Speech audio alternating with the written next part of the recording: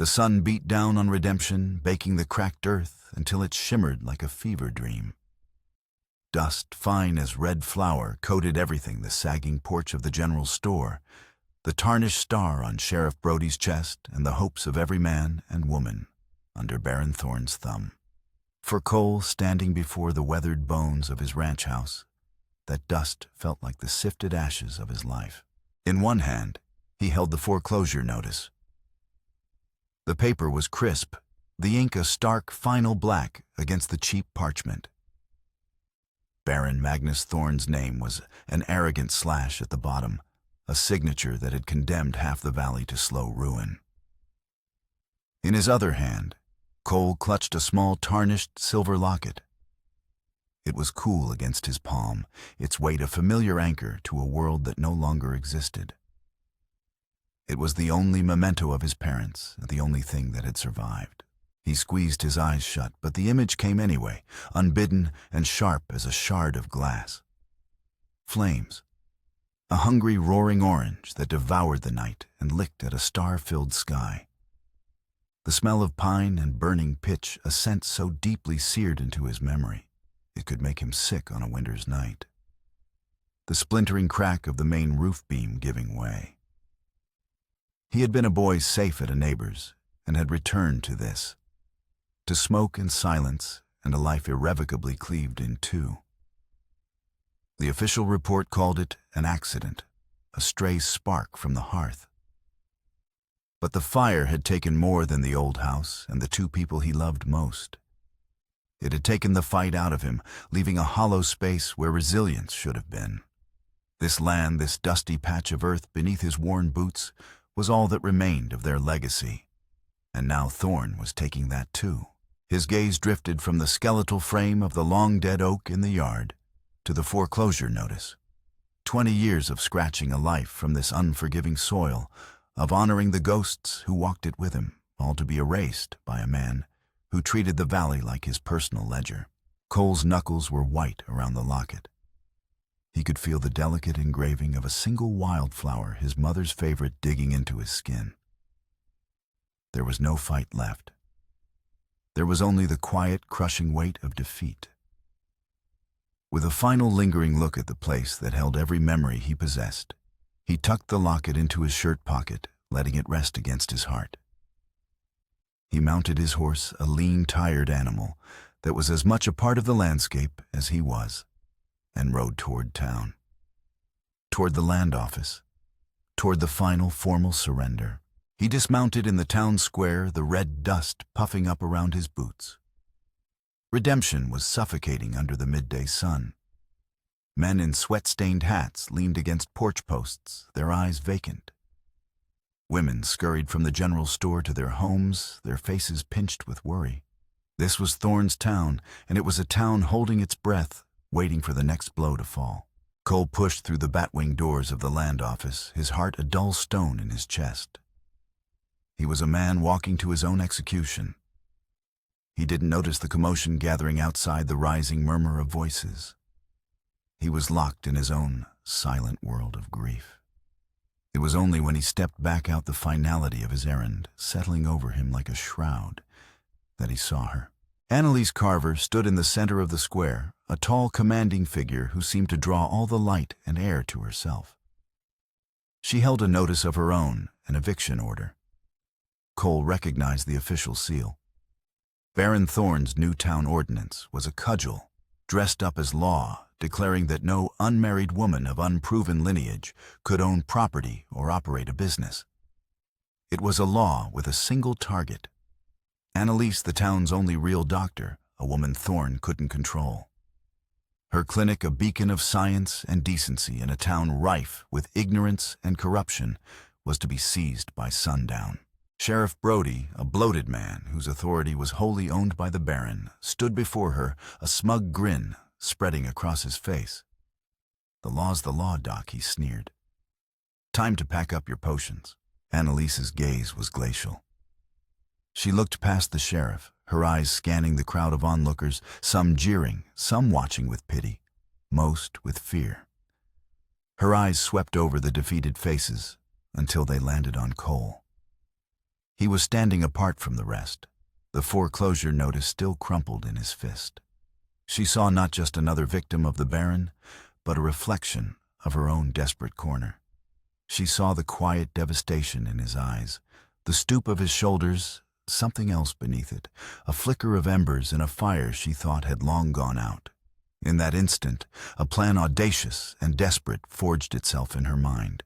She took a deep breath, straightened to her full impressive height, and her voice clear and strong sliced through the stifling air. "You're going to bed with me tonight." The giant cowgirl, as some of the ruder men called her, grinned at the timid rancher, and the dust-choked air of the Redemption Town Square seemed to freeze in place. The words, loud and ringing with challenge, were a thunderclap in the oppressive silence. Every eye snapped from her to Cole. The sheriff's smirk vanished, replaced by slack-jawed disbelief. Women gasped, men guffawed, but Cole just stared, his gaze locking with hers. He saw no jest in her expression, only a fierce, unyielding resolve. He saw a fighter looking for a weapon, and for some inexplicable reason, she had decided that weapon was him. They stood in the tense silence of her small clinic, the scent of carbolic acid and dried herbs hanging in the air. The door was barred, a temporary shield against the prying eyes and ears of redemption. Annalise's clinic was a sanctuary of order and science in a chaotic world. Neat rows of meticulously labeled glass bottles lined the shelves. Linens were bleached white and folded with crisp precision. On her desk, a heavy medical text lay open beside a stack of patient charts, but tucked beneath them, almost hidden, was the worn, leather-bound spine of a law book. It was a relic from another life, a life she never spoke of. She paced the narrow space between a cot and her examination table, her long strides eating up the room. Cole remained by the door, his posture still, his presence filling the space like a quiet sentinel. He looked around, taking in the deliberate, methodical neatness of the place. It was the complete opposite of the slow decay of his own life. "It's a contract," she said finally, her voice low and direct, stripped of the public bravado. She stopped pacing and faced him, her hands clasped behind her back, as if to restrain her own restless energy. "A business arrangement. Thorne's ordinance is a blunt instrument, but he's arrogant. It has a loophole the size of a barn door. The restrictions on property ownership do not apply to married women. He never imagined any reputable man in this town would align himself with me." Her gaze was sharp, assessing. "I need your name on a marriage certificate. It will protect this clinic. It will protect my right to practice medicine, which, as it happens, is the only thing protecting this town from cholera and ignorance." She paused, letting the logic of her proposal settle in the quiet room. In return, she continued, her voice softening, almost imperceptibly. "You tell me what Thorne has on you." "I saw the foreclosure notice." "Is it land debt?" Cole finally spoke, his voice rough from disuse, the sound of gravel scraping against stone. "Water." The word was heavy with a generation of struggle. "He dammed the Azure Creek upstream years ago. My land's turning to dust. The foreclosure is just the final nail." He didn't speak of the fire, or his parents, or the locket resting against his chest. He just stated the cold, hard facts of his ruin. Annalise nodded, her mind already working, connecting the pieces. His water rights, she murmured more to herself than to him. "I'd wager they aren't as ironclad as he makes them out to be. Men like Thorne are greedy, but their greed makes them lazy. Laziness leads to mistakes in paperwork." She tapped the corner of the law book on her desk. "This was my father's field. I know how men like him operate." Cole looked at her, truly looked at her for the first time. He saw the sharp intelligence in her eyes, but he also saw the faint lines of exhaustion around them. She was just as trapped as he was, but she was refusing to be a victim. She was fighting back with the only weapons she had, her mind and her courage. He was silent for a long moment, the gears of his own mind, long dormant, beginning to turn. He had come to town to surrender. This woman was offering him a sword. Why me? He asked the question genuine. There are other men in this town. Men with less to lose. Annalise's professional mask wavered for a fraction of a second. She met his gaze, and her answer was not the calculated one he expected. Because when I looked out at that crowd, all I saw was fear or cruelty. But when I looked at you, I saw something else. I saw a man who had already lost everything. And in your eyes, I saw a flicker of defiance you probably thought was long extinguished. She took a breath. I saw a pain that mirrored my own. I'm making a wager, Mr. Cole. I'm betting that a man with nothing left to lose is the most dangerous opponent of all. Her honesty disarmed him. For 20 years he had been Cole, the quiet rancher, the orphan boy, the ghost haunting his own land. She saw something more. She saw a weapon. Perhaps she was right. We filed the certificate at first light. She laid out the terms, her voice all business again. You move a few of your things in here. We must present a united front. While his ordinance against me is nullified, I will examine every deed, every claim he has filed with the territorial office. We fight his paper with paper. He nodded slowly. It was a mad plan, a long shot against a man who owned the entire town. But it was better than the slow, silent death he had been walking towards. And the other part? He asked quietly, his gaze dropping to the floor, the memory of her public declaration causing a warmth to rise in his neck. The fast sleeping arrangements. A flicker of something unreadable passed through her eyes, a brief glimpse of vulnerability before the shield snapped back into place. There's a cot, she said flatly. I will take it. You can have my bed. This is about survival, Mr. Cole. Nothing more. The next morning, they walked to the magistrate's office together. The town watched their whispers following them like a swarm of biting flies. Annalise walked with her head held high, her expression a mask of cool indifference. Cole walked beside her, a step behind his quiet presence, a stark contrast to her defiant energy. He said nothing, but his hand rested near the worn handle of the pistol on his hip, a subtle but clear message that this was not a matter for public debate. The magistrate, a man deep in Baron Thorne's pocket, sputtered and stalled his eyes, darting about as if looking for an escape. But Annalise was prepared. She calmly cited the territorial statutes on marriage, her voice steady and clear. The law, as she had predicted, was the law. With their signatures drying on the paper, Annalise Carver became Annalise Carver Cole, and her clinic was for the moment untouchable. Their alliance was sealed not with a vow, but with the scratch of a pen, a desperate treaty against a common enemy. Thorne's fury was not the hot, explosive rage of a common bully. It was a cold, creeping thing, a palpable pressure that rolled down from his mansion on the hill and settled over redemption like a foul wind. The direct legal assault had failed, so he switched to a campaign of 1,000 cuts, each one designed to bleed them dry, to isolate and break them. The first sign of this new strategy came not with thugs, but with the Baron himself. 3 days after the marriage was registered, a fine black carriage pulled by 2 perfectly matched gray horses rolled to a stop in front of the clinic. The dust barely dared to settle on its lacquered finish. Baron Thorne descended, a large, imposing man, dressed in a tailored suit that seemed absurdly out of place in the rustic town.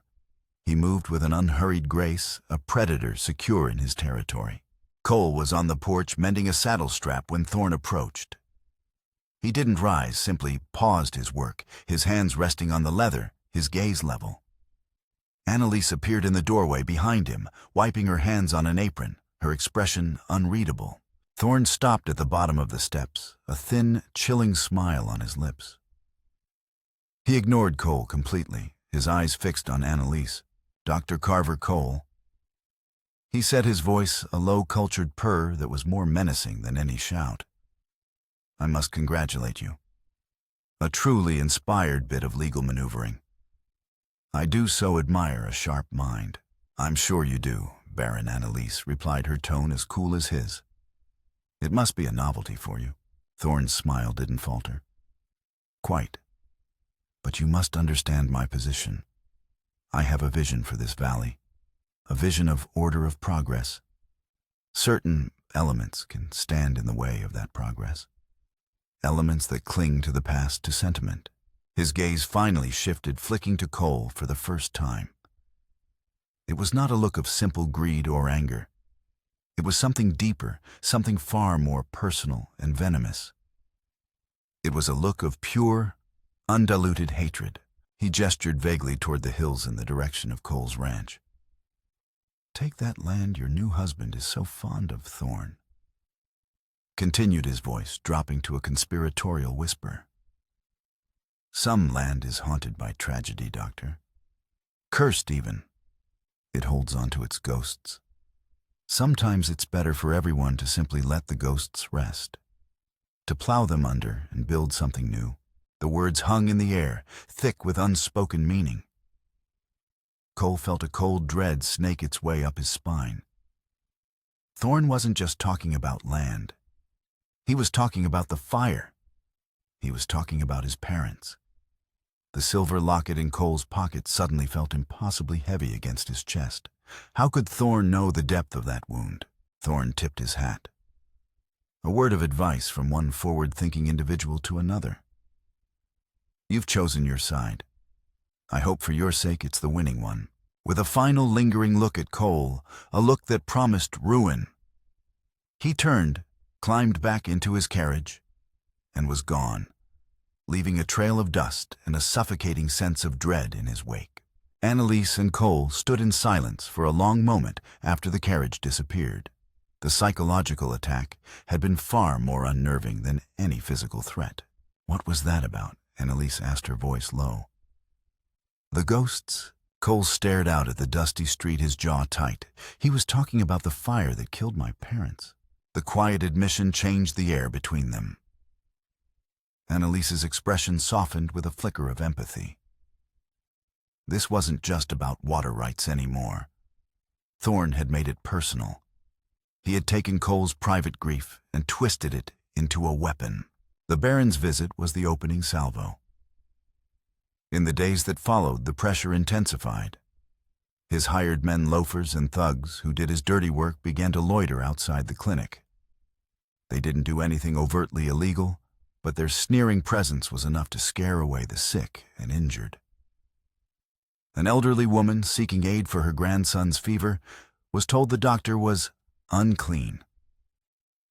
A young ranch hand with a broken arm was advised to just let it heal crooked. Deliveries of essential supplies from the freight office suddenly went missing. The day a crate of glass vials and sterile bandages was found, smashed in the alley behind her clinic. Annalise felt the first flicker of despair. She was cleaning up the mess, her hands bleeding from the shards of glass, when Cole appeared. He took the broom from her grasp without a word, his movements economical and sure as he swept the glittering fragments into a dustpan. Later that day, he sat on a chair on the clinic's porch, cleaning his rifle. He didn't speak to the thugs who gathered across the street. He didn't look at them. He simply existed, a silent, immovable object of quiet competence. The thugs used to preying on fear found themselves unnerved. They couldn't read him. There was no anger in his eyes, no fear, just a placid, watchful stillness that promised a capacity for swift and terrible violence. One by one, they drifted away. By evening, the street was clear. That night, Annalise watched him from her window. You didn't have to do that, she said. Cole finished wiping down the rifle's barrel and looked up at her. They broke your medicine, he replied, as if that explained everything. And in that simple statement, she understood. This was no longer just his name on a piece of paper. He was invested. He was a partner. Thorn's psychological warfare had backfired. Instead of driving them apart, it had forged their desperate alliance into something stronger. It had given them a common purpose beyond mere survival. It had given them a reason to fight back. The small victory on the street galvanized them.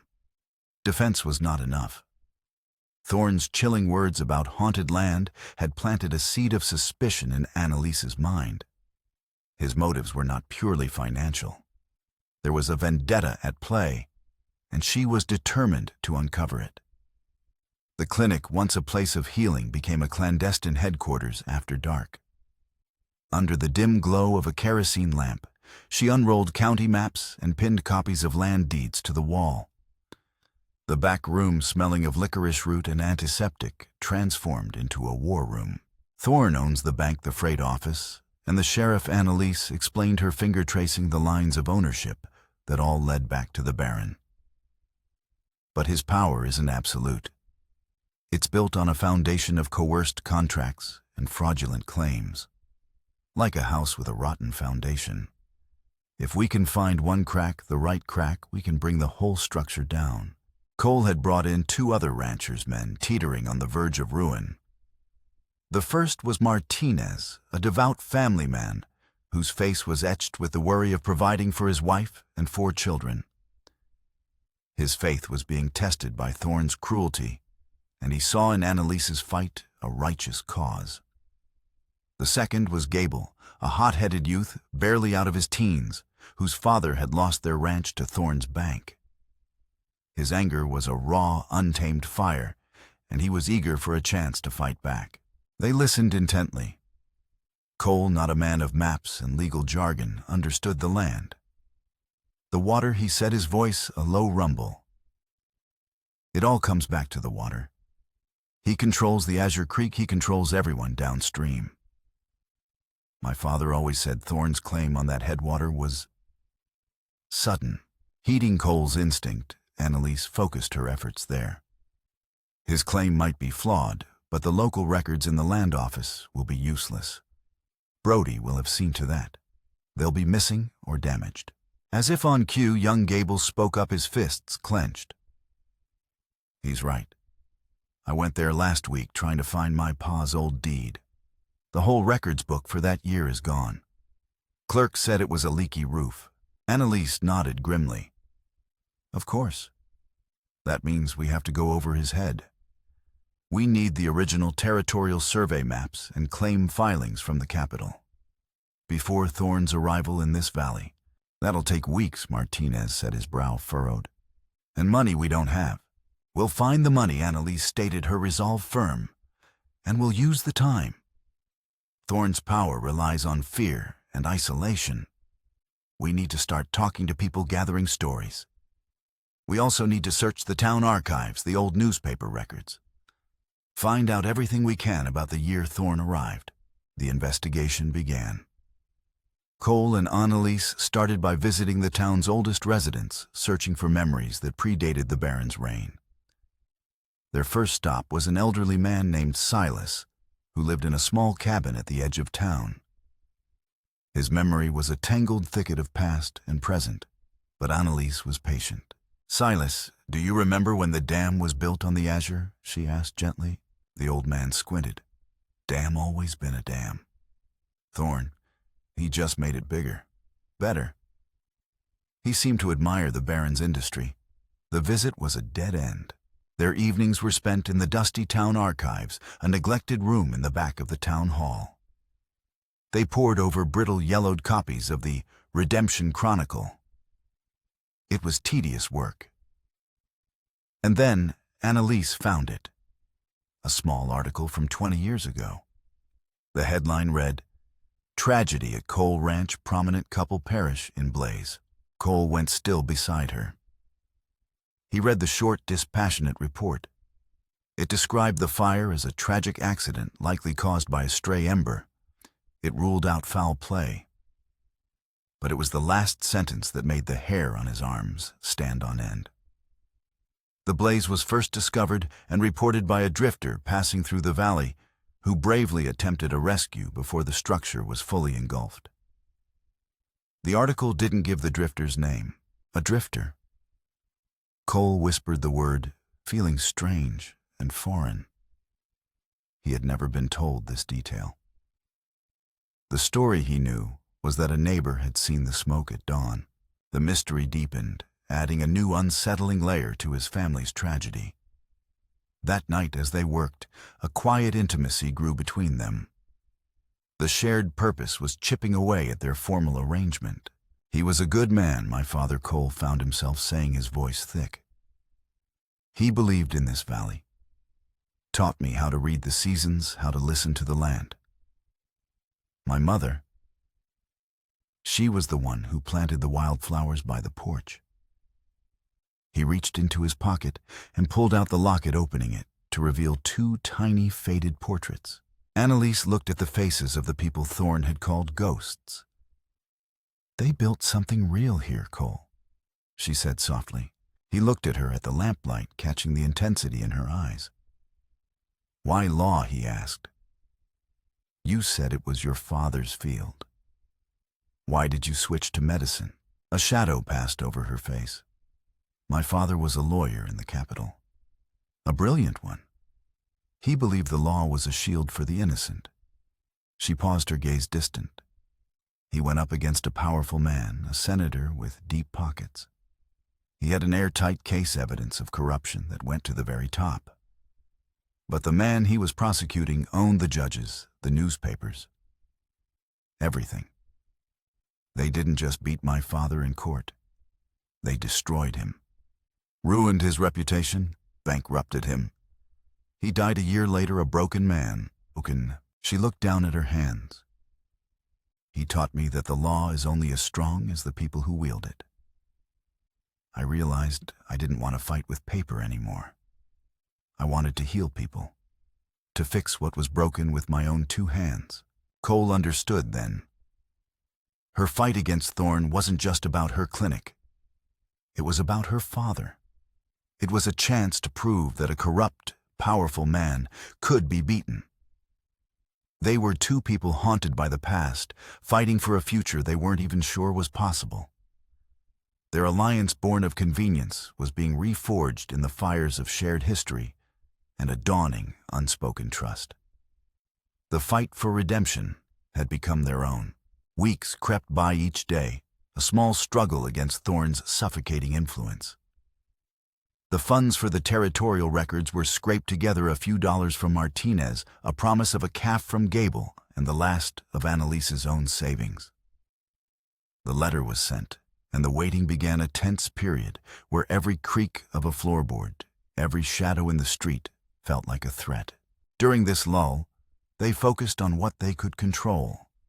Annalise held a clandestine meeting in her clinic, teaching a half-dozen women basic hygiene and how to make poultices for fevers, creating a network of care that Thorne couldn't touch. Cole, Martinez, and Gable worked to dig a new well on Martinez's property, a desperate, back-breaking attempt to find a new water source. It was a symbolic act of defiance, a declaration that they would not be choked into submission. Finally, a heavy package arrived on the weekly stagecoach. Annalise signed for it, her hand trembling slightly. That night, with the doors barred and the lamp burning low, she and Cole carefully unrolled the brittle yellowed papers from the territorial capital. They were a patchwork history of the valley, a ghost of what it had been before the Baron. Annalise's legal training took over. For 2 days she barely ate or slept, cross-referencing the old survey maps with Thorne's current deeds. She spread them across the clinic floor, her brow furrowed in concentration. Cole sat nearby, cleaning his pistol, his quiet presence a steadying force. "There's something wrong here," she murmured late on the second night, her finger tracing a faint line on an old map. The original survey mentions a treaty with the local tribe, guaranteeing them sovereign rights to the headwaters of the Azure Creek. It was considered sacred ground. "I remember my father talking about that," Cole said, looking up. "He said the tribe moved on long before he was born." "Exactly," Annalise said, her excitement growing. "Thorne's claim is based on a bill of sale from the last chief, dated 30 years ago. He supposedly bought the rights when he first arrived. But look."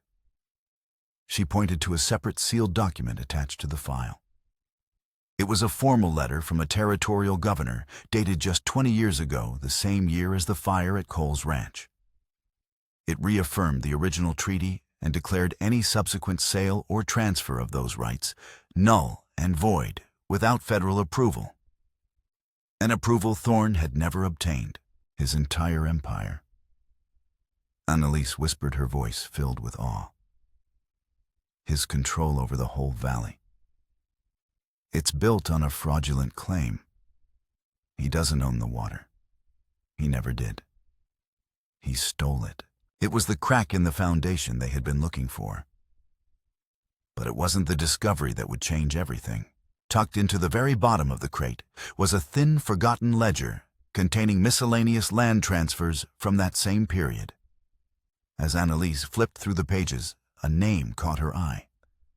A deed transfer for a small, worthless plot of land on the far side of the valley, purchased by a man named Magnus Thornson. The date was 2 weeks before the fire at the Cole ranch. Thornson, Annalise said aloud, not Thorne. A cold suspicion began to form in her mind. She scrambled through their own small pile of research until she found the old newspaper article about the fire. She read the last sentence again. The blaze was first discovered and reported by a drifter passing through the valley. Cole, she said, her voice shaking. His name wasn't always Thorne. It was Thornson. He changed it after he arrived. They stared at each other, the same horrifying thought dawning on them both. A drifter named Thornson buying a worthless piece of land just before a fire that reshaped the valley's power structure. It couldn't be a coincidence. But what was the connection? The answer lay buried deeper. Annalise's request to the capital had been broad, asking for all records pertaining to the valley from that year.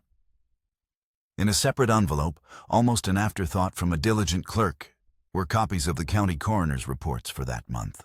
There were only 2. The first detailed the deaths of John and Mary Cole, victims of the ranch fire. The second, dated the very next day, was for 2 unnamed persons, a woman and a small child. Cause of death, smoke inhalation and severe burns. Location of death, the Cole ranch. The report listed them as family of the drifter Magnus Thornson, who had been staying in a small line shack on the Cole property in exchange for work. The pieces clicked into place with a sickening finality. Baron Thorne was the drifter. The fire that had orphaned Cole had also taken Thorne's own wife and child. Cole sank into a chair, the blood draining from his face. His entire life, his entire history was a lie. He had grieved his parents' victims of a tragic accident. But the truth was so much more complex, so much more horrifying. Thorne's persecution of him wasn't about land or water or greed. It was a slow, methodical 20-year quest for revenge. Thorne blamed Cole's father for the fire, for the death of his family. He wanted to destroy not just Cole, but the very memory of the family he held responsible. He wanted to salt the earth of their legacy. My God, Cole whispered, the silver locket in his hand, now feeling like a burning coal. He was there. He was there that night. The revelation recast the entire story. The veiled threats, the look of personal hatred, the obsession with Cole's haunted land, it all made a terrible, tragic sense. They were not fighting a greedy tyrant. They were facing a man consumed by a grief that had festered into monstrous, patient malice. The stakes had just been raised from survival to a confrontation with the very ghosts of the past. With the truth exposed, the fragile peace of their Cold War was shattered. Thorne must have sensed they were close, that the ghosts he'd tried to bury were beginning to stir. His actions escalated from intimidation to outright violence, a desperate attempt to silence them before they could use what they'd learned. The point of no return came not as a legal notice, but in the dead of night, with the reek of kerosene and the hungry crackle of flames. The attack was a twisted echo of the past, a deliberate act of psychological warfare. Cole was awakened by the panicked whinnying of his horse. He burst from his small ranch house, the same one his parents had rebuilt after the first fire, to see the northern wall of his barn ablaze. The sight was a waking nightmare, a scene torn directly from his deepest trauma. 3 figures on horseback were silhouetted against the fire before they spurred their mounts and vanished into the darkness. This time, however, Cole was not a helpless boy. He was a man with a purpose. Without a thought for his own safety, he ran for the barn. The heat was a physical blow, searing his hands and face. He wrestled with the heavy burning door, his only thought for the terrified animals trapped inside. He managed to drive out his horse and 2 cows, their eyes wild with terror. As he went back for a newborn calf, a collapsing beam showered him with embers and splintered wood, striking his shoulder and sending him sprawling to the ground. Pain, sharp and blinding, shot through him, but he ignored it. He crawled, dragging the frightened calf behind him, pulling it clear just as the roof caved in with a deafening roar. The fire was a triumphant beast in the night, consuming the last physical structure his father had built. Annalise arrived at dawn with Martinez, her medical bag in hand. She found Cole sitting on his porch, his face smudged with soot, his left arm hanging uselessly at his side. The barn was a smoking skeleton against the morning sky. She said nothing, her jaw tight with a cold, controlled fury. This wasn't just arson. It was a message written in fire, a direct symbolic act of revenge meant to mirror the tragedy that had created Baron Thorn. Inside his small, sparse home, she had him sit at the kitchen table. She cut away the scorched fabric of his shirt, her touch gentle but firm. His shoulder was dislocated, and a nasty burn ran down his forearm. As she worked, cleaning the wounds and preparing a sling, and the silence between them was thick with unspoken words. This was no longer just about their alliance. It was about her comforting a man whose entire past had just been violently and literally rewritten. "It's just a building," he finally rasped, wincing as she expertly popped his shoulder back into its socket. He wanted to send a message. Annalise paused, her hands on his shoulders, her face close to his. The smell of smoke clung to him, a grim reminder of the forces they were up against. "And what message will we send back?" she asked, her voice barely a whisper, but laced with steel. He met her gaze, and for the first time, she saw the full banked fire behind his quiet eyes, no longer just embers, but a burning certainty. "That we're not done," he said. "We tell the truth. All of it." In that moment, the last pretense of their arrangement burned away with the ashes of his barn. They were no longer just partners in a legal fight. They were 2 people bound together by a shared history of tragedy, fighting for their lives. The fire had been meant to break him, to drive him back into the hollow shell of a man he had been. Instead, it had forged him into the weapon Annalise had always seen. The fight for redemption was no longer about land or law. It was a fight for survival and for the truth. The day of the hearing dawned heavy and overcast the sky, a bruised purple gray that promised a storm. The town hall was packed to the rafters, the air thick with tension and the smell of damp wool and nervous sweat.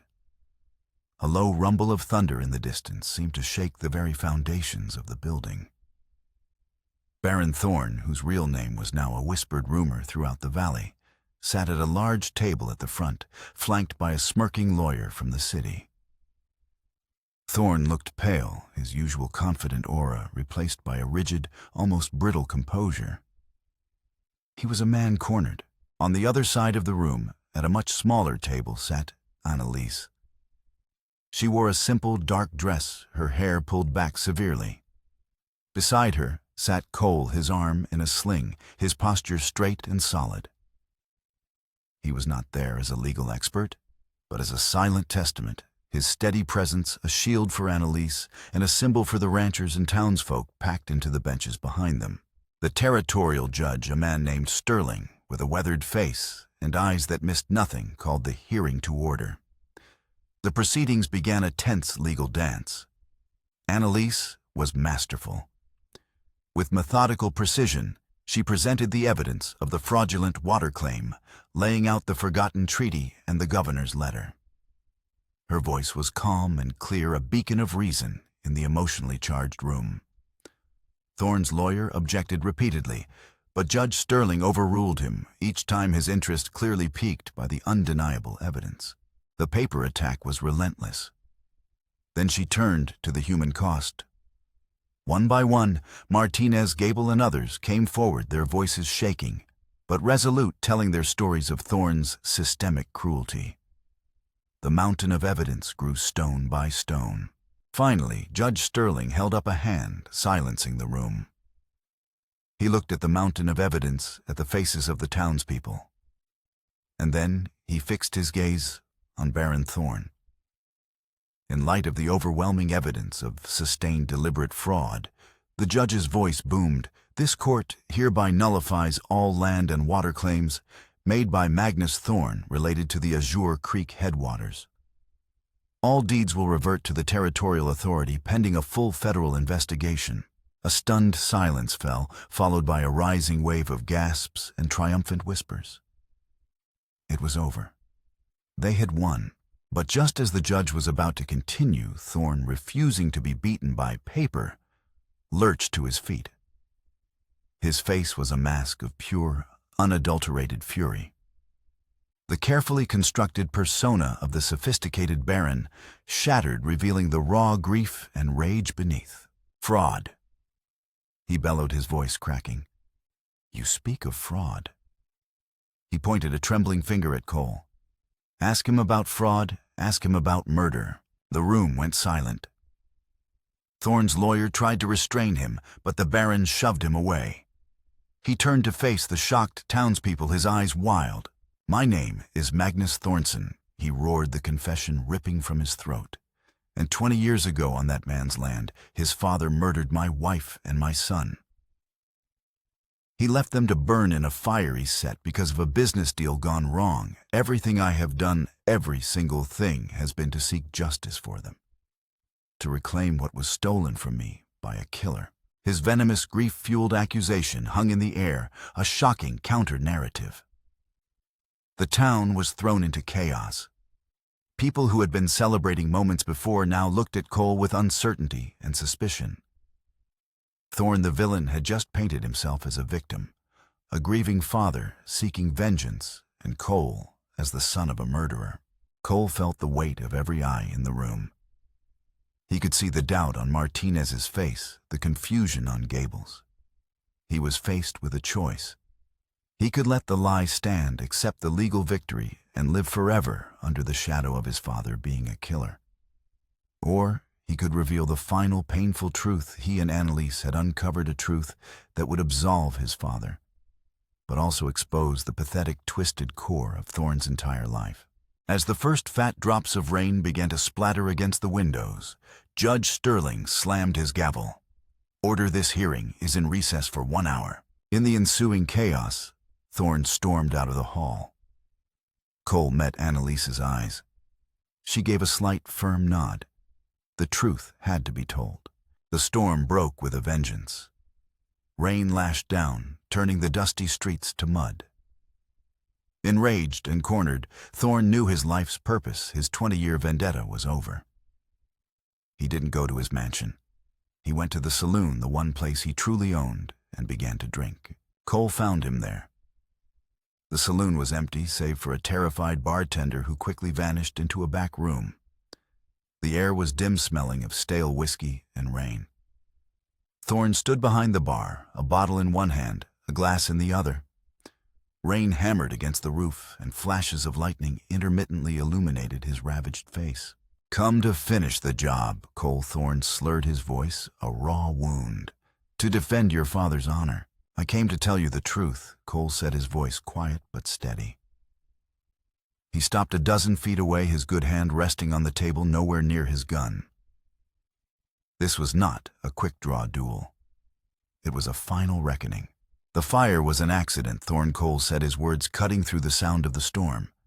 "We found the coroner's report, the full report. The fire started in your shack, not our house. A faulty stovepipe. The wind did the rest. Thorne stared at him, his mind refusing to accept it.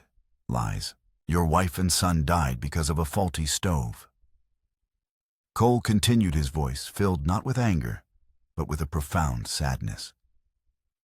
My father died trying to get them out. The drifter who bravely attempted a rescue, that was him. He ran in to save your family, and the roof collapsed on him and my mother. The truth, stark and terrible, finally pierced Thorne's decades of self-deception. His entire life, his monstrous acts, his all-consuming quest for revenge, it was all built on a lie his own grief-addled mind had concocted. He hadn't been wronged. He had been the source of the tragedy. He was not a righteous avenger. He was a man who had blamed an innocent family for his own misfortune. The bottle slipped from his fingers and shattered on the floor. A great ragged sob tore from his chest, the sound of a soul breaking. He wasn't a monster. He was just a pathetic, broken man. Enraged at this final, unbearable truth, his life's purpose revealed as a hollow mistake, he let out a final roar of despair. He grabbed a heavy oil lamp from the bar and hurled it against the far wall. Flames erupted instantly, feeding on the dry wood and spilled whiskey. The fire, the ghost that had haunted both their lives, was now real, and it was here to consume them. Thorne seemed to welcome it, a mad, triumphant smile on his face. But Cole, who had lost his family to fire once, would not let it happen again. He lunged forward, grabbing a heavy wool blanket from a nearby chair. He tackled Thorne, knocking him to the ground, away from the growing blaze. As the flames climbed the walls, Cole subdued the weeping, broken man, dragging him toward the doors and out into the cleansing rain, leaving the saloon, the heart of Thorne's corrupt empire, to be consumed by the fire he had started. Cole had faced his family's ghost and had chosen not revenge, but mercy. The rain fell through the night, a relentless, steady downpour that washed the red dust from the streets of redemption, leaving the town clean and new in the pale light of dawn. The saloon was a blackened, smoldering ruin, a final monument to the Baron's reign. Thorne, a man utterly broken by the truth, was in the custody of federal marshals who had arrived with the dawn summoned by Judge Sterling. His fight was over. In the quiet of the clinic, Annalise tended to the fresh set of burns on Cole's good arm, her touch gentle. They sat in silence for a long time, the only sound the soft drip of water from the eaves. The storm had passed both outside and within them. It's over, Cole said the words, feeling heavy and inadequate. A new beginning, Annalise corrected softly. She finished tying the bandage, and her hand rested on his. They looked at each other, the last of the barriers between them finally gone. They were no longer a doctor and a rancher, no longer partners in a contract. They were two survivors who had walked through the fire of the past and found each other on the other side. All those years, Cole murmured, looking at his bandaged arm. He was consumed by it. That hate, it cost him everything. Grief is a powerful poison if you let it fester, Annalise said, her thoughts drifting to her own father. And truth is the only antidote. They talked for hours, finally sharing the full weight of the stories that had defined their lives. They spoke of his parents, of her father, of the intertwined tragedies that had unknowingly set them on a collision course. They spoke of the future not as business partners discussing a contract, but as two people who had found solace, strength, and an unexpected love in one another. Later that day, Martinez and a young, sobered Gable came to the clinic. They didn't say much. Martinez simply placed a hand on Cole's good shoulder, his eyes filled with gratitude and respect. Gable, humbled and matured by the ordeal, just nodded. "We're with you, Cole," he said. "Whatever comes next." It was a simple promise of community, a sign that the town itself was beginning to heal, to knit itself back together. A few months later, the valley was transforming. The Azure Creek, flowing freely, was a ribbon of life, and the fields on either side were already showing the promise of a bountiful season.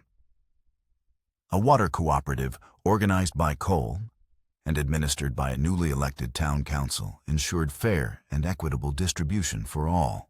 The town of Redemption, once a name of bitter irony, now felt earned. The final scene took place at sunrise on Cole's land. The frame of a new barn was being raised, the fresh-cut pine smelling sweet and clean in the morning air. It wasn't being raised by hired hands, but by the men of the Valley Martinez Gable and a dozen others, a community building its future together. Cole stood before the foundation, the tarnished silver locket warm in his palm. He looked at the tiny, faded portraits of his parents for the last time, then snapped it shut.